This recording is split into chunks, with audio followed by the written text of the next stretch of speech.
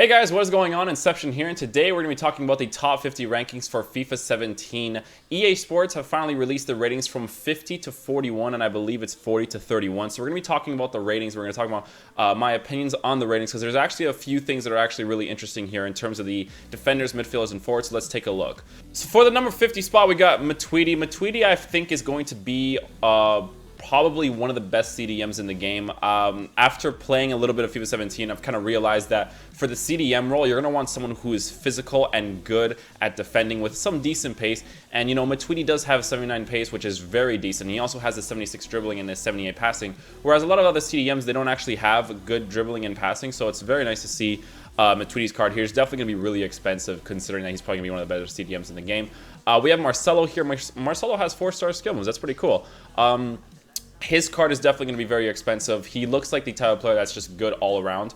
If you add, let's just say, like an anchor card on him, he'll have 81 pace, 84 defending, and 82 physical. So he'll definitely be a very nice card there. Pierre-Emerick Aubameyang's card is going to be one of the best cards in the game as well, considering the fact that his work rates are high-low with a 4-star weak foot.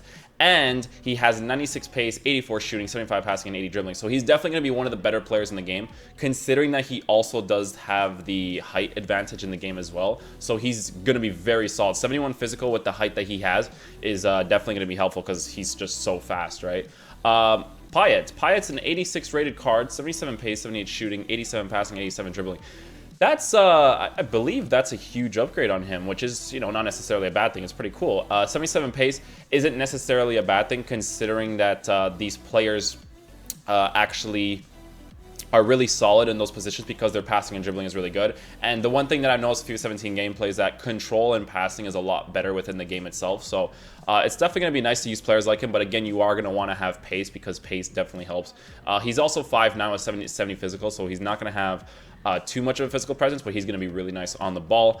We have Robin here. Robin's 86 pace, 85 shooting, 81 passing, and 90 dribbling. See, those stats are not necessarily that bad, but I would assume Robin is a lot better than having like Payet in your team. That's because Robin's been consistent throughout the years, so it's interesting to see him at an 87 rated. I think he deserves a higher rating in my opinion.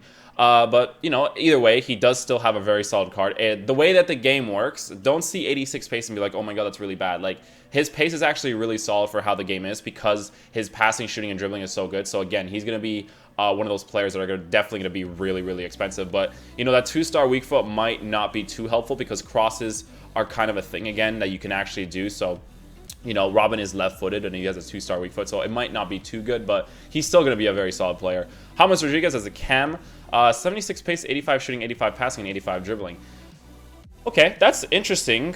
That's actually a really solid card, to be honest. If you have this guy as your cam, he's just going to be solid in general, right? 3-star weak foot could be a downfall, but he has the 4-star skill moves, which definitely makes up for it. Yeah, he's going to be really nice, actually. He's going to be very expensive as well. But 87 rated is interesting, considering there's players here that have probably been a little bit more consistent. But he is a good player, so not taking that away from him. David Silva has 68 pace. See, I don't know, like, stuff like that I don't agree with. You're giving a player 68 pace, and he's a left mid. Like, pace will always be a relevant thing in the game. Considering that he has good passing and dribbling stats, his shooting isn't even that good, but his pace is, like, 68. 68 is really bad for a left mid. If you use, like, a 4-2-3-1 or a 4-3-3, you're not going to want to have someone who has 68 pace. He's going to be good at passing, but then, like, the way that I think is, like, okay, he has 68 pace, but then you can get someone like Payet who has 77 pace, so it's definitely interesting, considering he's a higher rated, but 68 pace is too much of a downfall in my opinion. But he still looks pretty decent, but probably not going to be that kind of card that you're going to want to get.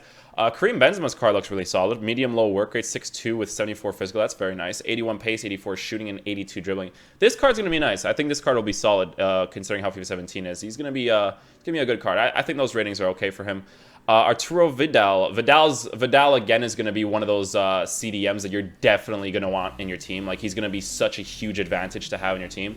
You know, like, if you go with the Bundesliga, I'm not sure if Luis Gustavo still plays in the Bundesliga, but someone like Luis Gustavo might be a little bit slower and, like, you know, worse in the shooting, passing, and dribbling aspect, which is always important, because even though they're your CDMs, you're always going to want to have someone who's good at everything in each position, so that, you know, you're not limiting yourself from doing anything. So It's a good card. 5'11 is a great height for someone who has high work rates with a 4-star weak foot, so he's going to be very expensive in the game. Sergio Busquets has 42 pace. I mean, 42 pace, okay. I don't agree with the pace, but nor do I agree with the dribbling and passing. I think that's a little bit... I mean, Sergio Busquets is arguably one of the best CDMs in the world, and giving him 42 pace with 74 dribbling and 79 passing is a little bit ridiculous because he's actually like pretty decent on the ball. He's actually not bad at all. So I don't really understand that too much, but I mean, it is what it is. Let's go on to the 40 to 31. So we got Handanovic here. Handanovic did have a very solid season. He's going to be a really good card to get as well. He looks like a solid card. 6'4". I believe he still has that long throw trait, but they do have those driven kicks as well, so I don't really think it's going to be too much of a problem. We got Hummels. Hummels looks like he's going to be a really good card. The only thing that's a little bit of a downfall from him is the physical, because physical seems like to be more of an important presence in your team. So I'm sure that people like Jerome Boateng are going to be really good in this game. But Hummels' card doesn't look too bad, but I definitely think that the physical aspect could be in the 81s maybe, just to make it a little bit more relevant. But we'll see. You know, when the game comes out, that's when we'll truly see how the game is. Muller is 87 rated with 78 pace, 83 shooting, 77 passing, and 78. See, in my opinion, this doesn't make any sense because the card looks decent, but James Rodriguez has 3 different stats in the 85 zone, and he's lower rated than Thomas Muller. But Thomas Muller only has 1 stat that's over 80, but he's actually a really solid player in real life. Now again, maybe chemistry styles will become more of a relevant thing where it's like, okay, if I give Muller a catalyst card and it upgrades his pace and passing, he's going to have 81 pace with 80 passing. Then maybe he'll be more of a relevant presence on the field. So there's definitely that to take into consideration.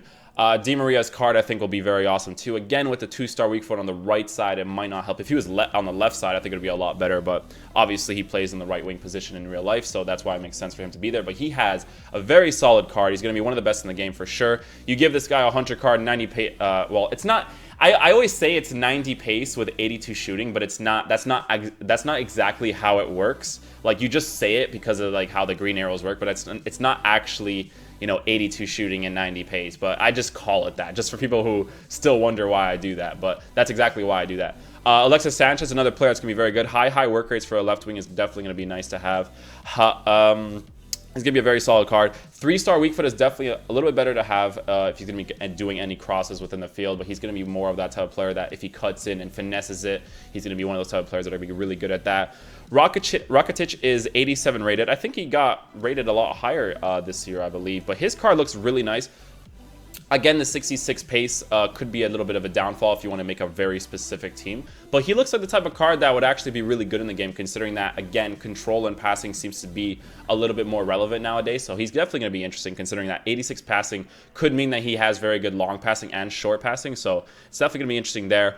Oblak has 87 rated. Now, this is the thing that I was going to talk about. The goalkeepers seem to be in their own bracket. Each of the positions on the field seem to be in their own bracket. So, you know, a player like Oblak will be 87 rated, but that doesn't, we're not comparing Oblak to someone like Rakitic because they're all in their little brackets, you know, like the goalkeepers have their bracket, midfielders have their bracket. So it's definitely going to be interesting to see how EA progress from this point on. It's going to be interesting because players like Neuer could potentially get cards like a 98 or a 99 card. There's probably going to be quite a few 97, 98 cards, maybe even a few 99 cards. So it's definitely going to be interesting there.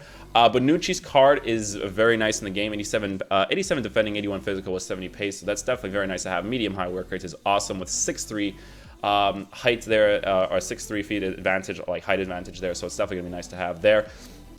Alaba is going to be one of the best left backs in the game for sure. The only things that he's missing is a physical and shooting aspect, but, you know, intelligence and speed and being good on the ball is definitely going to be helpful. And they also gave him a 4-star weak foot. I'm not sure if he had 4-star weak foot. No, I think actually he actually did. I'm not exactly too sure, but 4-star weak foot will definitely help in the left back position as well. So he's definitely going to be one of the better goalkeeper, or one of the better left backs again in the game. Hugo Lloris is at 88 rated. Now, when I see players like Hugo Lloris at 88 rating, it always makes me think that, you know, players like Neuer and De Gea will be very highly rated. If you actually think about it as well, I think Courtois and Petr Cech will also be highly rated as well. So it's definitely going to be interesting there. But it actually looks very interesting that they actually have their own brackets now. So it gives each position more value because, you know, in previous years of FIFA, I think top goalkeepers like Neuer would probably get to like a 90 rating and that's it, right? Like there would be nothing higher than that 90 rating. And it's kind of cool that because they're in their own brackets now, you know, a team of the year Neuer could be like a 99 rating or a 97 rating and stuff. And that could be like the highest rating. So it's definitely cool that they're actually implementing that system in the game now. You know, a few of these cards for the goalkeepers, left backs, center backs, and so on and so forth. We'll definitely get a few informs here and there. So there's going to be a lot of cards that are going to be in their 90s, which is definitely going to be an awesome thing. So, you know, I'm looking forward to this year of FIFA because of all the content that they're going to be adding in the game as well with the squad builders and stuff and all the ratings that are going to be so high. So I think this year is going to be a really good year of FIFA. If they get the gameplay right, there's going to be so much to do in this game, considering that these cards actually look really solid in the game. So it's definitely going to be interesting in that point of view. That's pretty much it for this video, guys. I hope you guys did enjoy it. It's actually really interesting, again, that they, you know, put these players in each of their brackets, so it's definitely an interesting thing there. But thank you guys so much for watching the video today. If you guys did enjoy it, please drop a thumbs up on it, and I'll see you guys later.